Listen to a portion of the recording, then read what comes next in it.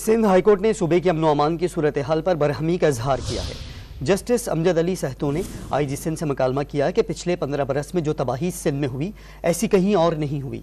मालूम नहीं 4-6 माह बाद आप कहाँ हो, मगर जाते जाते सिंध के अवाम पर एहसान कर जाएं।